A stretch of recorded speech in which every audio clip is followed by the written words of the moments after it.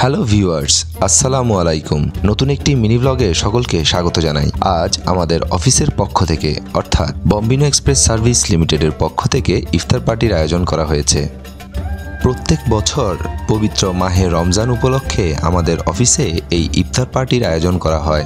প্রতি বছরের ন্যায় এবছরও আমরা বিশেষ একটি দিনে এই ইফতার পার্টির আয়োজন করেছি।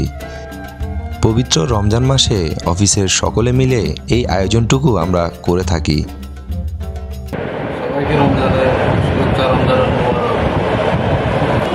এই যে বম্বিনো পরিবার আমাদের জন্য প্রতি বছর আয়োজন করে, সেজন্য আমাদের সেভেন স্যার মোবারকবাদ। এটা যুগ যুগ ধরে চলতে থাকুক।